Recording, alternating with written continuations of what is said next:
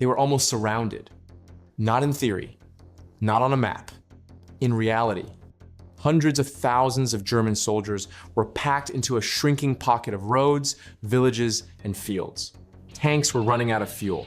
Ammunition was low. The sky belonged to the Allies. Every exit was under fire.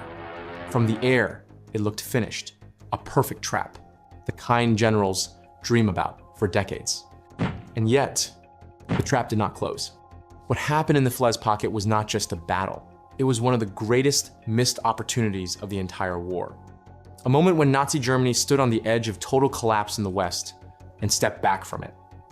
Not because of German brilliance, but because of hesitation, confusion, and decisions made hours too late. This is the story of how an army that should have been annihilated, escaped, and how the war was prolonged because of it. By the summer of 1944, the German front in Normandy was already cracking. Weeks of Allied bombing had turned roads into craters and towns into ruins. German units moved only at night. Columns were scattered, fragmented, barely holding together.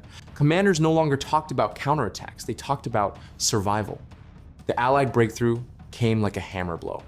Once the lines broke, everything unraveled at once. German divisions were pushed south and east in chaos, funneled onto a handful of narrow roads. Vehicles abandoned, artillery left behind, infantry units mixing together without clear command. What had once been an army was rapidly turning into a mass of men trying to escape. From the Allied perspective, this looked like the perfect opportunity. The Germans were exposed, their movement predictable, their options limited. All that remained was to close the jaws. But war does not move at the speed of maps. It moves at the speed of orders. And those orders were slow. On Allied maps, the plan looked flawless. American forces pushing from the south, British and Canadian units driving down from the north. Between them, a narrowing gap near the towns of Falaise, Trun, and Chambois. Close that gap, and the German 7th Army would cease to exist. The numbers were staggering. Inside the pocket were entire corps formations, elite panzer units, veterans hardened by years of war on the Eastern Front. If they were destroyed here, Germany would have no real army left in the West. Everyone could see it. Everyone understood it. And yet, the trap remained open. Coordination between Allied commands was cautious, too cautious. Boundaries between armies became invisible walls.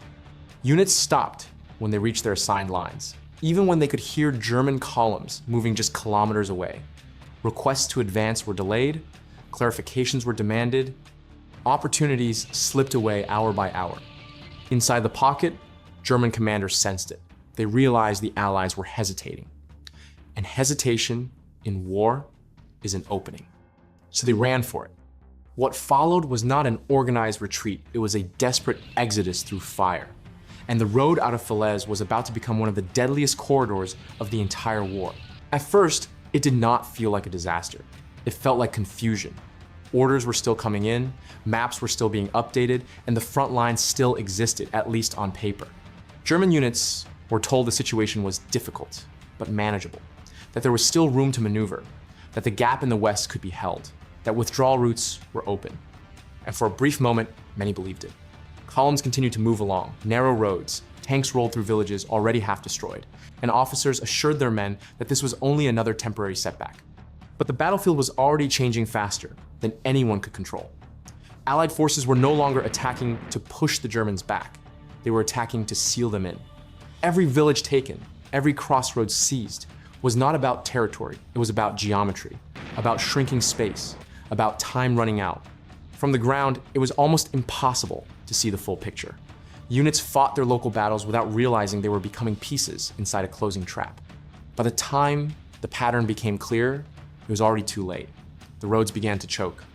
What had once been supply routes turned into rivers of retreating vehicles, artillery, horse-drawn wagons, and exhausted infantry moving in both directions at once. Traffic jams stretched for kilometers. Engines overheated. Fuel ran out. Orders contradicted each other. Some units were told to hold their ground. Others were ordered to pull back through corridors that no longer existed. And above all of it, Allied aircraft appeared constant, relentless, unchallenged. Fighters and bombers hunted anything that moved. Columns were shattered from the air. Vehicles burned where they stood. Men scattered into ditches and fields, only to realize there was nowhere left to go. Still, many believed the pocket could be broken. Rumors spread that reinforcements were coming, that a counterattack would reopen the gap, that the worst could be avoided if they just held on a little longer. But every hour made the situation worse. The ring tightened silently. The distance between Allied forces shrank. What had been a front became a funnel, and then a cage. Inside it, discipline began to erode, not through panic, but through exhaustion. Units lost contact with headquarters. Commanders no longer knew where friendly lines were. Maps became meaningless. And slowly, the realization spread among the men on the ground. This was no longer a retreat. It was an encirclement in progress. The pocket was forming. And once it closed, escape would no longer depend on orders or plans or courage, only on luck. Once the pocket was sealed, the battle changed its nature completely. This was no longer a fight for positions or objectives. It became a struggle to survive inside a shrinking space where every road was exposed, every movement was seen, and every delay was fatal. Inside the cauldron, German forces were packed together in numbers never meant to operate in such conditions. Infantry, armor, artillery, supply columns, wounded, stragglers, all mixed into one mass under constant attack. There was no rear anymore, no safe zones, no quiet sectors. Allied artillery pounded the pocket day and night, turning fields and villages into moonscapes of craters and smoke. Every attempt to regroup drew fire. Every concentration of vehicles became a target. Above them, the sky belonged entirely to the Allies. Fighter bombers circled endlessly, striking anything that moved, returned, or burned. Roads became killing zones. Vehicles that broke down were abandoned immediately. Wounded men were left behind, not because of cruelty, but because stopping meant death for everyone. Commanders tried to restore order, but command itself was collapsing. Radio networks failed. Headquarters were overrun or destroyed. Orders arrived too late or contradicted reality on the ground. Units that were supposed to support each other never met. Formations disintegrated into isolated groups, fighting on instinct alone. Panic did not come all at once. It crept in slowly, first as doubt, then as hesitation, then as the realization that no relief was coming. Food ran out, ammunition was rationed, medical supplies vanished almost immediately. Field hospitals were overwhelmed within hours. Surgeons worked until they collapsed, then kept going. Many wounded were never treated at all. They lay where they fell, listening to the battle move closer and closer. Attempts to break out continued, but each one grew weaker than the last. Assaults ran into prepared Allied positions backed by armor and artillery. Losses mounted instantly. Survivors pulled back, only to find the pocket even smaller than before. Each failed breakout burned irreplaceable strength. Inside the cauldron, time itself became an enemy. Every hour tightened the pressure. Every night brought new bombardments. Sleep became impossible. Exhaustion hollowed the men out long before they were physically defeated. And slowly, an unspoken understanding spread through the pocket. This was not about victory anymore. It was about how it would end and who, if anyone, would still be alive when it did. Inside what remained of the pocket, reality collapsed. Medical units were overwhelmed. Field hospitals were hit directly by bombing.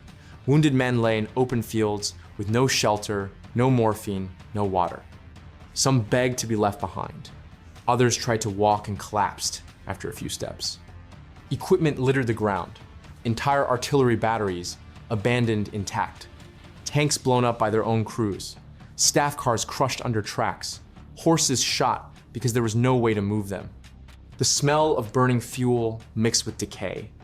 Survivors later said the air itself felt heavy. There was no front line anymore, only directions of danger. Some German units fought desperately to hold open escape corridors. Others dissolved entirely. Soldiers tore off insignia, discarded helmets, threw away weapons just to move faster. Command structures vanished, divisions ceased to exist as formations. For many, the war ended right there, not with surrender, but with disappearance. As the pocket shrank to its smallest size, the last breakout attempts began. German units charged through under full Allied fire, knowing there would be no second attempt. Tanks led the way, absorbing hits meant for the infantry behind them. Many never made it out. Others burned in place, blocking the road for those following.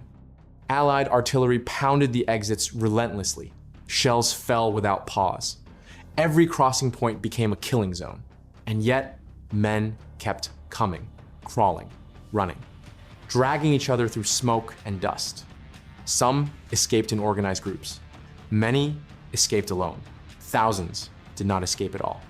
By the time the pocket finally closed completely, it was almost empty. Too empty. Roughly half of the German forces trapped in the pocket were killed, wounded, or captured. The other half escaped, shattered, exhausted, stripped of equipment, but alive. They crossed the Seine with almost nothing left. No tanks, no artillery, no cohesion. But they existed. And that mattered. Those survivors would be reformed, rearmed, thrown back into battle in the months to come.